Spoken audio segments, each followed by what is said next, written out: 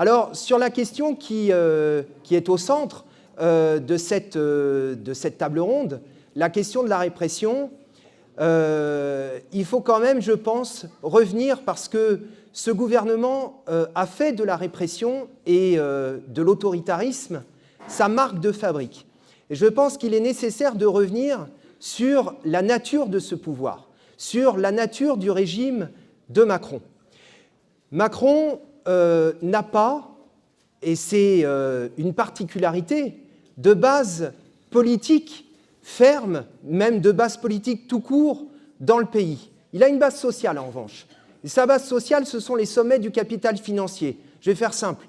Macron, sa base sociale, ce sont les fonds d'investissement, c'est BlackRock notamment, ce sont les cabinets de conseil, McKinsey, pour lesquels il travaille et à qui il donne beaucoup de travail également.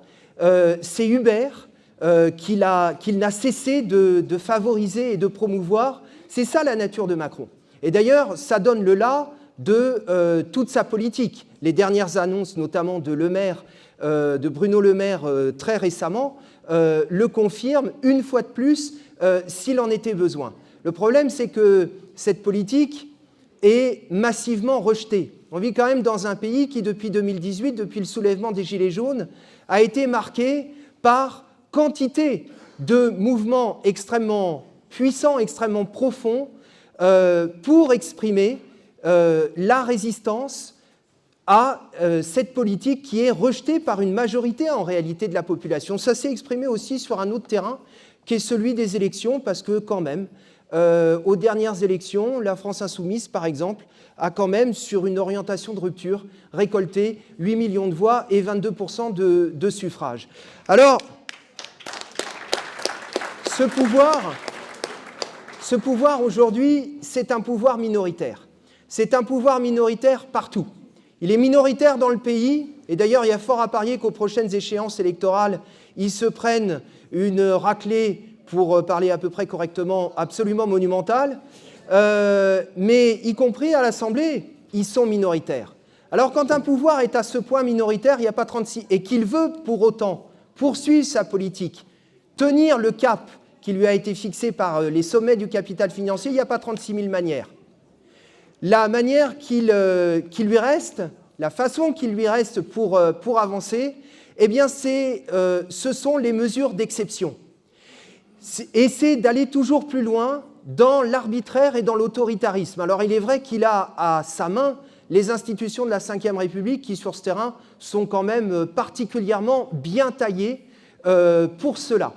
Mais enfin, tout de même, si on fait le bilan, les Gilets jaunes, fin 2018, il faut remonter à la guerre d'Algérie pour connaître dans ce pays un tel niveau de répression. Ensuite, ce gouvernement a quand même trouvé, ne l'oublions pas, ce gouvernement a quand même trouvé le moyen d'instaurer l'état d'urgence pendant 2 ans, soi-disant pour lutter contre une épidémie, car chacun le sait, un état d'urgence, il n'y a rien de tel pour mettre à terre un virus. Bien. Et à la faveur de cet état d'urgence, qui a quand même duré 2 ans, ils ont fait passer quantité de lois et de mesures d'exception. Et puis, dans le même temps, il leur faut diviser, il leur faut fracturer, il leur faut fragmenter la société et tenter par tous les moyens de dresser les gens les uns contre les autres. Ça a été la loi séparatisme, ça a été la loi Darmanin, cette loi raciste. Ces 2 lois qui, en définitive, n'ont qu'un seul objectif, désigner une partie de la population comme étant, comme bouc émissaire, comme étant responsable de tous les problèmes de la société. On va aller vite, hein. On va dire les choses telles qu'elles sont. Désigner les Arabes et les Noirs comme étant responsables de la situation. Parce qu'en réalité, c'est ça qu'ils font. Et je suis très sensible à ce qui a été dit au tout début de cette table ronde. Parce que là, c'est l'ancien enseignant notamment qui parle, mais il ne suffit pas d'être enseignant pour être indigné par ce qu'on avait vu à ce moment-là.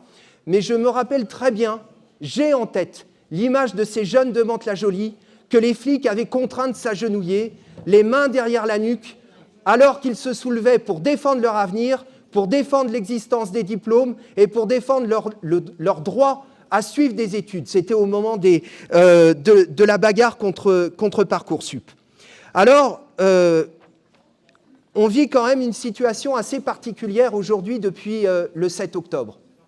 Le 7 octobre, et je suis très fier d'appartenir à la seule force politique représentée à l'Assemblée qui, dès le 7 octobre, a dit « cessez-le-feu ».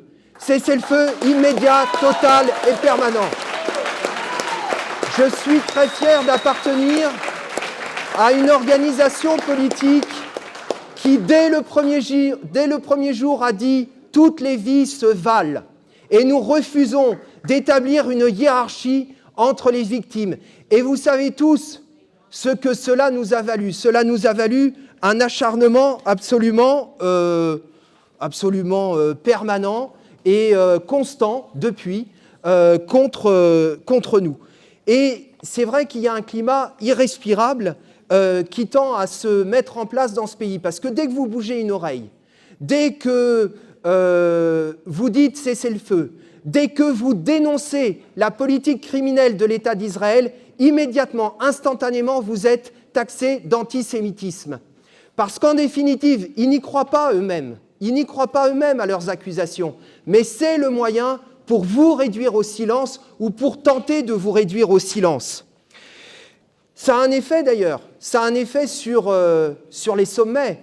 Parce que, à part nous, quantité de partis. Alors certains maintenant, parce qu'évidemment l'opinion s'est retournée, parce que même si les images ne parviennent pas en totalité, les images du génocide parviennent quand même de plus en plus. Alors c'est difficile de continuer à faire ce que tous les autres ont fait immédiatement après le 7 octobre. Je rappelle qu'immédiatement après le 7 octobre, la présidente de l'Assemblée nationale fait acclamer, fait approuver par acclamation, debout par tous les députés, le soutien inconditionnel à Israël. Nous avons refusé de nous lever. Nous avons été les seuls.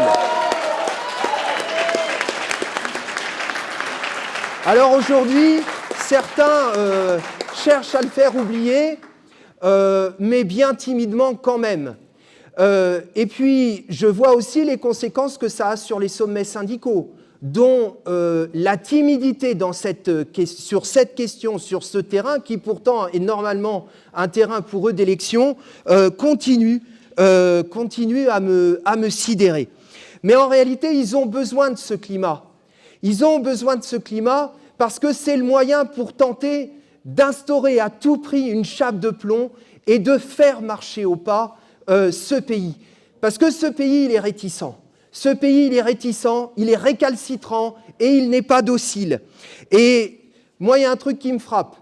Et ce n'est pas propre à la France, on l'observe à l'échelle internationale. Ça fait des mois et des mois que depuis le 7 octobre, il y a un acharnement permanent contre tous ceux qui disent « cessez le feu », arrêt du génocide, arrêt des livraisons d'armes à cet État qui massacre, à cet État criminel.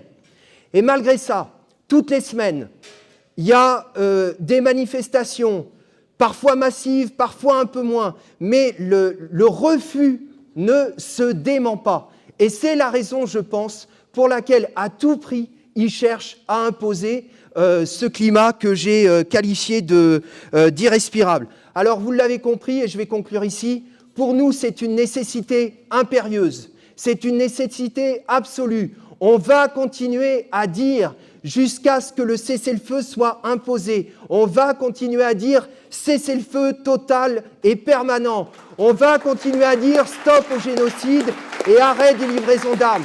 Parce que oui, c'est un génocide. Et oui, ce qu'Israël fait à Gaza, c'est comparable à ce que les nazis ont fait dans le ghetto de Varsovie en 1942 et en 1943. Et moi, je voudrais juste pour terminer citer, parce que ça a compté beaucoup dans mon engagement, j'étais très jeune lorsque les accords d'Oslo ont été signés, je me suis dit, c'est pas possible, ces accords d'Oslo, c'est une impasse. Ça va se terminer par un carnage. On a les résultats sous les yeux. Et puis je suis tombé sur un texte. Je suis tombé sur des textes de Trotsky qui disaient l'État sioniste, qui n'existait pas encore, mais dont la préparation existait déjà. C'est un piège mortel. C'est un piège mortel en premier lieu pour le peuple juif. Et je suis tombé sur un texte, une interview de Marek Edelman. Vous savez qui est Marek Edelman? C'est ce rescapé du ghetto de Varsovie. Et il dit, il est interrogé par une journaliste qui dit « Est-ce que c'est pas légitime de se défendre ?» Et il dit « Ça, c'est votre philosophie d'israélienne, celle qui consiste à penser qu'on peut tuer 20 Arabes pourvu qu'un Juif reste en vie. Chez moi, il n'y a pas de place ni pour un peuple élu, ni pour une terre promise. Si Israël a été créé, c'est grâce à un accord passé entre les impérialismes, pas pour expier les 6 millions de Juifs assassinés en Europe, mais pour se partager des comptoirs. » Et je pense qu'il a tout dit, et moi, c'est ce qui me guide.